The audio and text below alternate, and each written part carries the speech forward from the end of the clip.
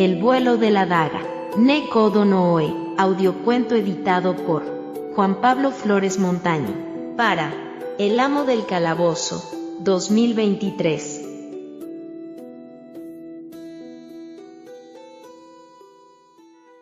El vuelo de la daga. Se despertó envuelta en una cálida oscuridad. Una voz musical, ni grave ni aguda, dijo: ahora se la saco.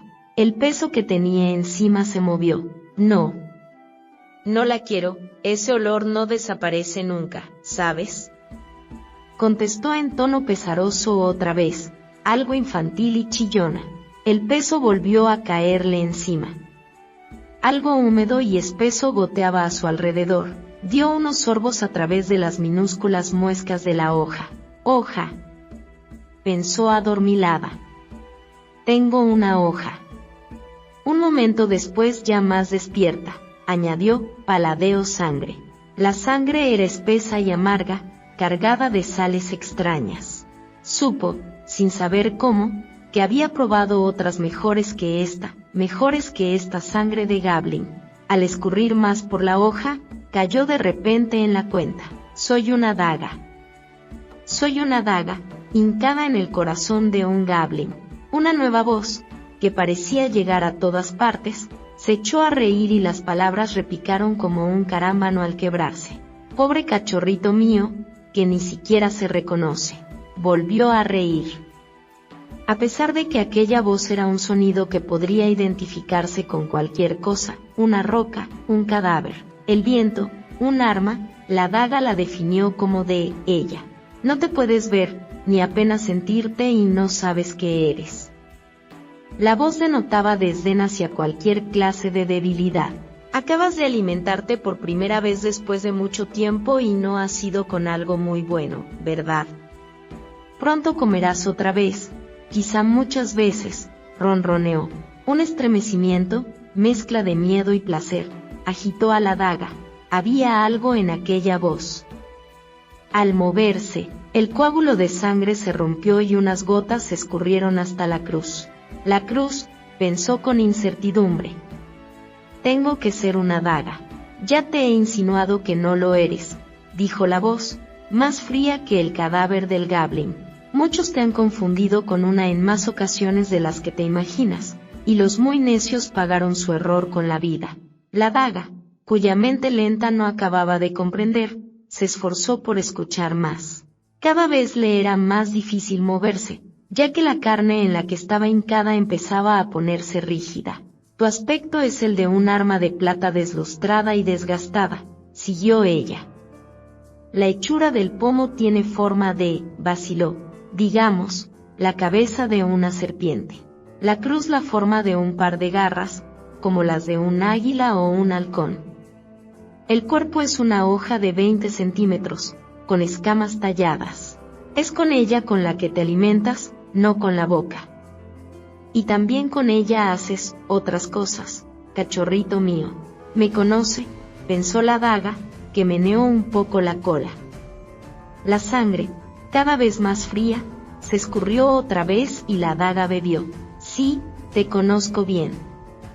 No eres de metal y ninguna mano, ni siquiera la mía, te ha forjado. Hace mucho tiempo Terraza era próspera. Nacisteis para alimentaros de aquellos que os usaban, os poseían o tenían alguna clase de vínculo con vosotros. La sangre os estimulaba, la muerte os daba vida.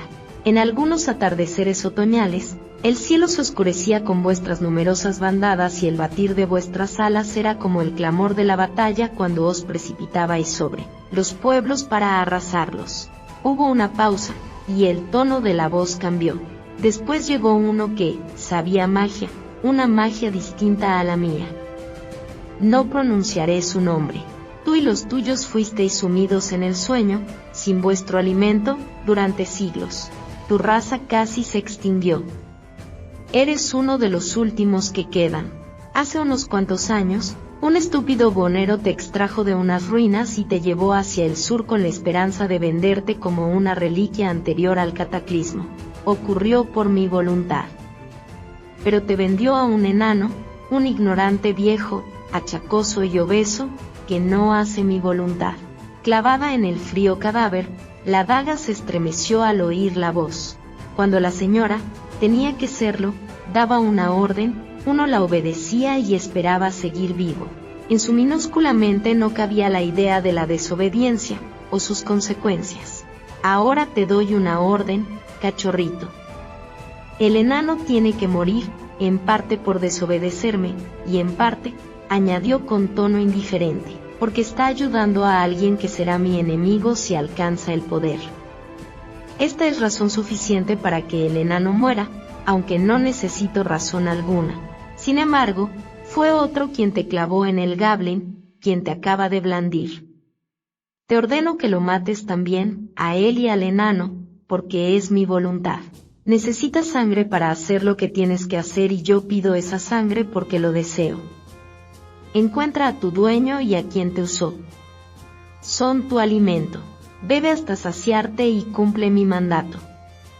Ve. Ahora. La daga se esforzó por oír más, pero la voz había enmudecido. Tras unos instantes, despacio, con trabajo, dobló las garras de la cruz y las clavó en el mantecoso cuerpo del Gablin. De manera gradual se fue librando de la carne que la aprisionaba y salió de debajo del cuerpo con un impulso. Una vez al aire libre, se arrastró con rapidez por el camino, moviéndose como una lagartija herida. Un poco más allá se oía la voz infantil y chillona, la de una de sus víctimas por haberla utilizado.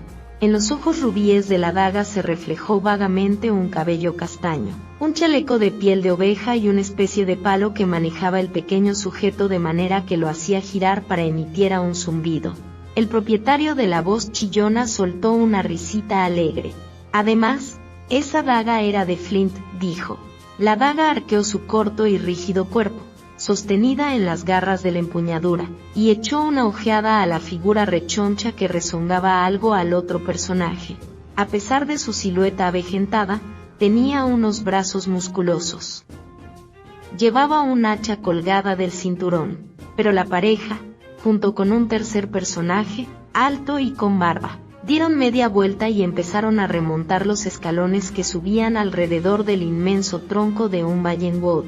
La daga se acercó al primer peldaño, pero tuvo que apartarse a toda prisa pues había mucha gente que bajaba o subía por la rampa. Una mente menos simple, más despierta que la suya, se habría sentido frustrada, pero la daga había dormido más de 1000 años. Se quedó tendida junto a los arbustos y esperó paciente a que los tres regresaran. Había pasado un buen rato cuando, de pronto, se produjo un gran alboroto, bancos derribados, cuerpos que chocaban, o más bien se estrellaban, contra el suelo de la posada, y la exclamación ahogada de la multitud cuando un destello azulado iluminó la noche incluso a través de los cristales coloreados de las ventanas. Llamad a la guardia. Arrestad al Kender. Arrestad a los bárbaros. Arrestad a sus amigos, gritó la voz vacilante de un viejo. El resto de las palabras se perdió en el tumulto. Alguien bajó la rampa a toda carrera, jadeante, llamando a voces a la guardia. La daga esperó, pero ni Flint ni los otros aparecieron. Oyó un golpe sordo seguido de murmullos procedentes del lado de la posada donde estaba la cocina y luego un tumulto, cercano, pero su pequeña mente era incapaz de imaginar algo tan complicado como un trampilla de salida. Poco después, se escuchaban unas pisadas sonoras y torpes que corrían. Unos goblins armados ascendieron la rampa a toda prisa para, al cabo de unos momentos, volver a bajarla y dispersarse por los alrededores. Unos pies se detuvieron delante de la daga. ¿Qué es esto? ¿Alguien ha perdido su viejo cuchillo? ¿Y qué? Respondió una voz áspera. No tienes imaginación, Graham, se burló la primera voz. Una mano callosa levantó la daga del suelo. Bonita pieza. La daga, tras ser lanzada al aire un par de veces, se encontró metida bajo el peto mal ajustado de una armadura. El cuerpo del goblin apestaba, pero era carne al fin y al cabo. La daga, demasiado débil todavía para atacar, pero más hambrienta por momentos, quedó aplastada contra la fofa y grasienta caja torácica y esperó su oportunidad. La espera no fue larga. Se escuchó el gemido de unos goznes al abrirse la puerta. «Los buscadores exigimos entrar», gritó uno de los goblins. «Aquí no hay nadie. Sigamos buscando. No tienes imaginación, Graham. Tenemos la oportunidad de apoderarnos de unas cuantas monedas de plata». Se produjo un nuevo resplandor que se coló por las uniones de la armadura hasta donde se encontraba la daga. Los dos goblins chillaron, de repente, sus cuerpos chocaron y a continuación se desplomaron. Desde el suelo, la daga escuchó una voz apagada y la respuesta de otra más ronca. «Me temo que sí. Los aticé demasiado fuerte». Tras un breve murmullo incomprensible, la luz se apagó. Se oyó el sonido de pisadas apresuradas de un lado para otro y de muebles derribados. Por último volvió el silencio. La daga aguardó inmóvil cuanto le fue posible, pero incluso en aquel sitio cerrado el cuerpo del goblin empezaba a enfriarse. Estiró las garras y se deslizó poco a poco bajo el pecho del goblin hasta llegar a su negro corazón. En esta ocasión, bebió la sangre de manera consciente, sedienta de ella. Cada gota despertaba un poco más su conciencia, sus sentidos. Primero fue el olfato, algo que en ese momento no representaba una ventaja, pero sí un mundo de sensaciones. Los ojos rubíes irradiaron un tenue destello que aumentó de intensidad de manera paulatina. Por último, toda ella se estremeció, llena de vida y conocimiento. «No soy una daga», pensó. Ella dijo la verdad. «Soy un succionador». Ahora le resultó más fácil salir de debajo del cuerpo, pero le esperaba una gran sorpresa cuando, tras reptar por el suelo hacia la puerta abierta, tropezó con el umbral. Unas alas se desplegaron de la empuñadura, batieron una vez y después se elevaron en aire. La daga hizo un vuelo de prueba y regresó hacia el cuerpo del goblin. Se hincó con todo su peso en el cuello del cadáver. Tras unos instantes, retrocedió y se lanzó a la noche en un vuelo decidido, mientras venteaba el aire en busca del enano, Flint, su dueño, y un kender, que era eso, su usuario. La noche estaba llena de cuerpos que corrían. El succionador percibía su calor y el hambre iba en aumento. Aunque no sabía el motivo, su instinto le decía que necesitaba tomar sangre cuando antes y que después había algo que tenía que hacer, algo importante.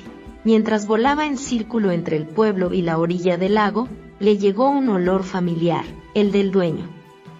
Batió las alas con fuerza hacia la fuente de aquel efluvio. Sin embargo, cuando el succionador alcanzó esa fuente, no era ni el enano ni el kender. Pérez, el bonero, se echó el petate al hombro de mala gana, refunfuñando por haber tenido tan mala noche. Primero, una patrulla goblin le había dado el alto y le había robado. Cuando por fin llegó a la posada, el establecimiento estaba sumido en el caos. Al parecer, un enano, un grupo de distintas razas y la magia habían provocado un alboroto.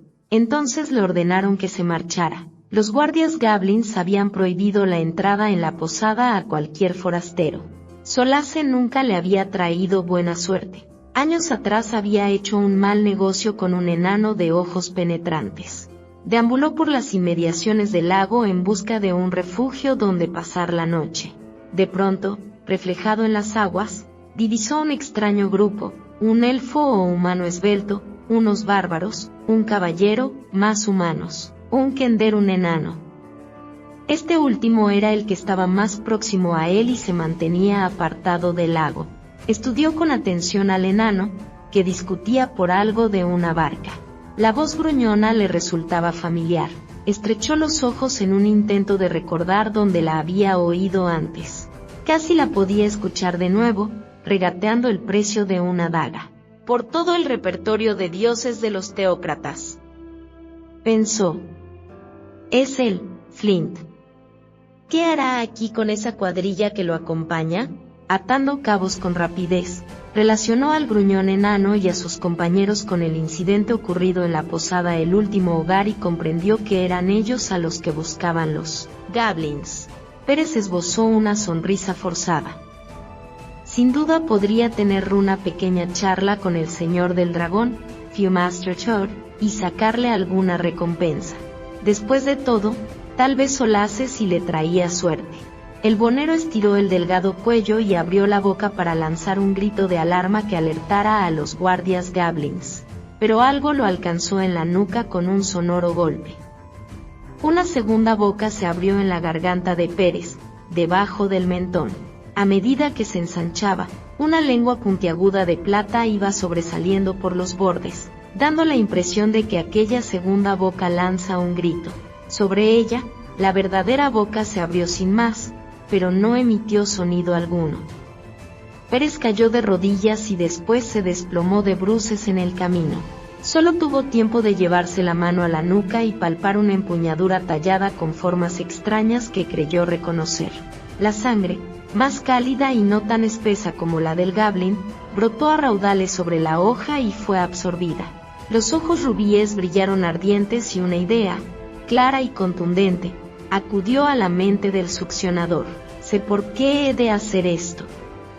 No solo soy un succionador, soy un reproductor. Y evocó algo más, un vuelo de apareo, perdido en la noche de los tiempos, y que era único en la vida, la búsqueda de alimento y de cuerpos receptores. Noche teñidas de rojo en las que planeaba en círculos oteando, lanzándose en picado sobre el cuerpo receptor, bebiendo hasta la saciedad e inoculando la puesta de sus crías en el cadáver. Recordaba, aunque vagamente, las largas semanas en las que él mismo había permanecido en la carne putrefacta, absorbiendo, comiendo y creciendo hasta que llegó el día en que abandonó la hueca carcasa del cadáver junto con sus hermanos y hermanas, y volaron al abrigo de la noche a la casa de un alimento más fresco y nutritivo. Habían sido muchos hermanos y hermanas. El succionador sintió un cálido estremecimiento que recorrió todo su cuerpo, desde la empuñadura hasta la punta de la hoja. Volverían a ser muchos. Había llegado el momento de buscar el cuerpo receptor. Muy pronto, la raza de los succionadores oscurecería el cielo otra vez. De repente, llegaron gritos y zumbidos de flechas desde la orilla del lago. La criatura, con los ojos relucientes, remontó el vuelo y se dirigió en línea recta hacia el tumulto, al tiempo que ganaba altura para llevar a cabo otro ataque en picado. En la orilla estaban los goblins, que gritaban y disparaban flechas. El succionador no les prestó atención y se dirigió hacia el bote y sus ocupantes. El Kender estaba a los remos y bien cubierto por los demás. Flint braceaba frenético en el agua. El succionador se quedó cernido en el aire, aguardando hasta tener una diana segura. Esto ya es demasiado. El grandullón, el que tenía la voz grave que el succionador había escuchado antes, aupó de un tirón al enano y lo subió a medias al bote. Flint se agarró a uno de los asientes, pero la mitad inferior de su cuerpo colgaba por la barda, desprotegida. El succionador evocó un vago recuerdo. En las extremidades inferiores de un bípedo, en la parte interna, había una arteria principal por la que el cuerpo podía desangrarse en cuestión de minutos, sin la menor vacilación, que cualquier humano habría tenido al estar su víctima en una posición tan vulnerable. El succionador apuntó y se zambulló en el vacío. La hoja centelleó con el brillo de las estrellas. En el último momento, el que vestía como un caballero agarró al enano por el cinturón y lo arrastró al interior del bote, que se bamboleó como un borracho. El succionador, incapaz de frenar el ataque, se clavó con firmeza en el asiento de la barca. El de la voz profunda reparó en la criatura, atascada e indefensa, lanzó un gruñido de sorpresa y la desclavó. Antes de que el succionador tuviera una oportunidad de moverse, el humano lo había enfundado en la vaina de cuero, y ató con fuertes lazadas unas correas alrededor de la empuñadura, la cruz y el pomo. Lo hizo con una sola mano, como si tuviera mucha práctica. Con el otro brazo sostenía a un hombre encapuchado de extraños ojos en forma de reloj de arena. Este hombre, que estaba realizando un conjuro cuando el succionador se lanzaba en picado, se apartó del grandullón. A pesar de las correas que la ataban, la criatura vio los ojos en forma de reloj de arena clavados en ella. Se debatió para soltarse de las ligaduras, pero fue en vano. Un delgado dedo dio unos golpecitos al succionador y siguió la silueta del cuerpo marcado bajo la vaina. El encapuchado emitió un pequeño grito de sorpresa que dio paso a un violento ataque de tos. Un momento antes, este hombre había lanzado hechizos que, a juzgar por su aspecto, debieron de ser agotadores. Ahora, aunque exhausto, un brillo de comprensión iluminaba sus ojos. El succionador se puso tenso. En cualquier momento, el mago se lo diría a los otros. De improviso, la única mujer que iba en el bote lanzó un ahogado gemido. La criatura escuchaba su voz, pero no la podía ver. El grandullón, que ahora poseía la daga, dio un codazo al mago. ¿Qué ocurre, Raist? Yo no veo nada raro. El mago se incorporó y quedó fuera del alcance de la vista del succionador. Tanis. Las constelaciones, dijo sobresaltado, un instante después. ¿Qué? ¿Qué pasa con las constelaciones?, preguntó la voz musical. Así que ese era Tanis, pensó el succionador, el que lo había despertado al mover el cuerpo del Goblin. Han desaparecido. Los espasmos continuos de tos sacudían al mago y hacían que el bote se meciera levemente. El succionador se tranquilizó. Fuera por la razón que fuera, el encapuchado se había olvidado de él. Raistlin añadió con voz temblorosa: las constelaciones conocidas como la Reina de la Oscuridad y el Guerrero Valiente han desaparecido. Ella ha venido a Krynn, Tanis, y él la ha seguido para luchar contra ella. Todos los rumores maléficos que hemos oído son ciertos. Guerra, muerte, destrucción. El mago y los otros siguieron hablando, pero el succionador no les prestó atención. La Reina de la Oscuridad, afirmó con seguridad. La voz que escuché. La señora que me dio órdenes. Después, con idéntica seguridad, concluyó: estos son los que me encargó que matara. Por el momento, sin embargo, no pudo hacer nada mientras el bote alcanzaba la otra orilla y el grupo encontraba refugio. Todos los que no estaban de guardia se quedaron dormidos. El succionador aguardó con paciencia dentro de la vaina de cuero. Al cabo de un rato se durmió y soñó con sangre y con sus crías mientras esperaban ser liberada. El mago no dijo nada sobre la daga, ya que la había olvidado, al igual que otras cosas más importantes. A la mañana siguiente el grupo de bípedos reanudó el viaje a través de un bosque, los llevó hasta una calzada. Durante el trayecto hablaron unos con otros llamándose por sus nombres: Riverwind, Godmon, Tasleofotas, Raistlin, Caramon, Storm, Tanis, Flint, y el succionador aprendió a relacionar nombres con voces. La ruta era difícil, y percibía el olor a sudor y, bajo el de la sangre. La impaciencia del succionador fue incrementándose hasta alcanzar el frenesí. La noche pasada, en algún momento, había sentido los primeros movimientos de su camada que crecía, se dividía. Al mediodía, su cuerpo estaba rebosante de vida, desde la punta de la hoja hasta la cruz. Incluso por la empuñadura empezaban a extenderse los diminutos cuerpos. Se había alimentado bien y sería una camada numerosa, si es que encontraba a tiempo un cuerpo donde inocularlos. Incómodo, se retorció entre las correas al sentir una nueva y urgente necesidad. Las mandíbulas de la cabeza de serpiente que eran el pomo se abrían poco a poco, y sintió crecerle los colmillos, llenos de veneno. La naturaleza había previsto bien las cosas. Una vez que sus crías se hubieran saciado de carne muerta, estarían preparadas para matar a cualquier ser de Krynn. El succionador se debatió impotente, incapaz de controlar su necesidad de parir. Tras caminar un rato por la calzada, Caramon echó a correr y se agazapó entre los arbustos. Tanis se agachó a su lado. «Clérigos». El grandullón resopló con desdén mientras repetía la palabra, pero su mano acarició el succionador. La criatura se puso tensa, deseando fervientemente que el hombre sacara lo que creía era una daga. El aire estaba impregnado de un olor tenue, delicioso. Varias personas se habían detenido en el camino y hablaban. El succionador escuchó atento las extrañas, sin embargo, familiares voces de los clérigos, pero algo lo distrajo. Caramon empezaba a desatar las correas que lo mantenían inmovilizado en la funda. El succionador giró su cabeza de serpiente intentando encontrar carne en la que morder, pero la cota de malla del hombre no dejaba resquicio alguno. A pesar de todo, más pronto o más tarde cogería al succionador con la mano. Caramon. Storm. Es una tram, tan rápido que no dio tiempo al succionador para reaccionar. Caramon aferró la daga con la mano izquierda y la enarboló frente a los clérigos.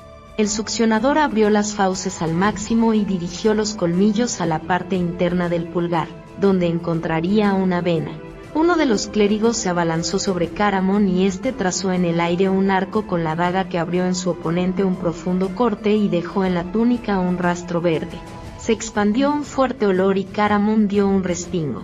La daga tembló en la mano del guerrero, abrumada, enfebrecida con aquel sabor. En un éxtasis.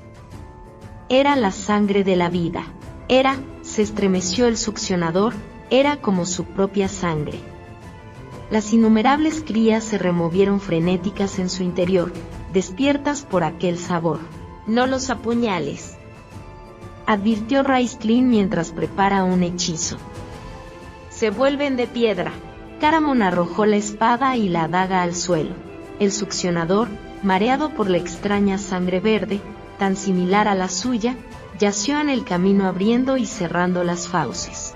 Aunque tenía la vista algo borrosa, divisó unas manos semejantes a garras y unos rostros de reptil. Antes de haberse recobrado del mismo, Caramon la recogió del suelo y la lanzó contra los clérigos. El succionador se precipitó, ansioso de saborear su sangre verde. En su mente resonó el eco de una advertencia: no los apuñales. Se vuelven de piedra. Sus crías morirían en piedra. En el último instante, batió una de las alas y eludió a los clérigos. A los draconianos. Eran draconianos. El succionador extendió las alas y se elevó veloz como un halcón, planeando en círculo mientras buscaba a su presa. Jamás estaría más vivo, más desesperado y más mortífero que en ese instante. Tanis estaba en medio de la calzada. No era usuario ni propietario, pero tenía sangre y carne para sus crías, y la reina lo quería muerto. Trazó un círculo y después se lanzó en picado sintiendo todo su cuerpo vibrar por la fuerza de la zambullida. Una llamarada ardiente salió de las manos de Raistlin. Tanis se arrojó de cabeza al suelo. El succionador pasó por encima de él y se estrelló contra una peña que había más allá. Emitió un chillido agudo, furioso. Unas llamas diminutas salieron de su boca. En medio de la confusión, Tanis no vio ni oyó nada. El succionador sacudió la cabeza para librarse del aturdimiento y después miró a derecha e izquierda. Tanis se había marchado. La criatura extendió las alas, se elevó y voló en círculos a fin de elegir una persa en medio del tumulto. Los clérigos atraían toda la atención del grupo. Flint y Tasleof estaban agachados junto al caído Storm, al descubierto e indefensos. Un draconiano que se lanzaba sobre ellos atrajo la atención del enano.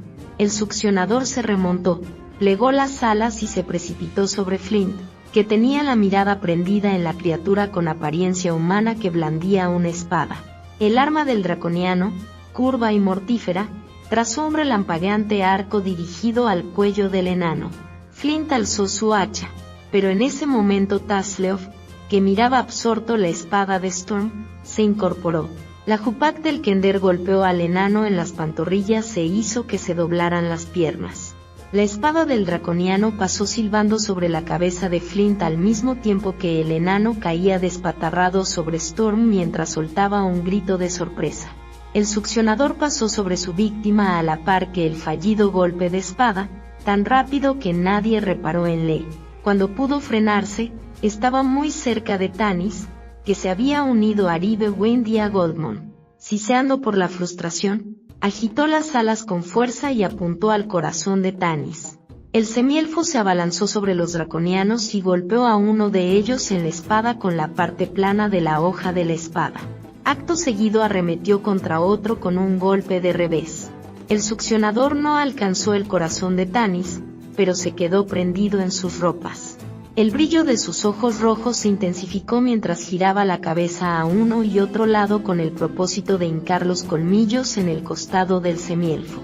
Riverwind, a quien apenas quedaban flechas y no disponía de espada, se acercó a Tanis. La mano del semielfo rozó la suave cabeza del succionador mientras rechazaba a sus enemigos con la parte plana de la espada. «Toma. Coge esta daga», gritó a Riverwind, que la agarró, apartado de un tirón de la cintura de Tanis un instante antes de que descargara el golpe fatal. El succionador se estiró para alcanzar la mano del bárbaro. Los colmillos estaban dispuestos, el pulgar de Riverwind a su alcance. Al fin y al cabo, el hombre de las llanuras lo maneja, era un usuario. El bárbaro giró sobre sí mismo y golpeó a uno de los draconianos en la barbilla. Con una ansia desmedida, el succionador hundió los colmillos en la carne del hombre reptil. El sabor era fuerte, picante y, sin embargo, espantosamente familiar. Había un vínculo entre ellos. El cuerpo del succionador se estrelló contra el adorno de un collarín, una talla de plata, copia de su propia cabeza. El draconiano saltó hacia adelante en un espasmo producido por el veneno inyectado y el succionador cavó más hondo los colmillos. Incluso en mitad del frenesí por alimentarse, la criatura pensó con frialdad. Tenía tiempo de sobre para abrir las fauces y apartarse antes de que el draconiano muriese y se volviera de piedra. Al dar un brusco tirón hacia arriba con la empuñadura, Riverwind rompió el cuello de su adversario. El bárbaro jadeó por el esfuerzo a la par que el draconiano exhalaba el estertor anterior a la muerte. El succionador, atrapado en su propia mordedura, sufrió un espasmo y se retorció en la mano de Riverwind. Perplejo, el hombre de las llanuras soltó la daga. El cuerpo petrificado del draconiano se desplomó pesadamente hacia adelante al caer, rompió la hoja de la daga. Unas réplicas diminutas, tan pequeñas y flexibles como zarcillo, se desperdigaron por el suelo, muertas antes de nacer. La voz de la reina de la oscuridad recorrió susurrante y gélida el cuerpo roto del succionador. «Has fracasado», dijo con indiferencia. «Pero yo no fracasaré, y, si necesito estas vidas, las tomaré en cualquier otro momento. Muere pues, cachorrito». La voz enmudeció y el succionador supo que jamás la volvería a escuchar. La luz en los ojos rubíes de la empuñadura brilló unos instantes más y, después, se apagó.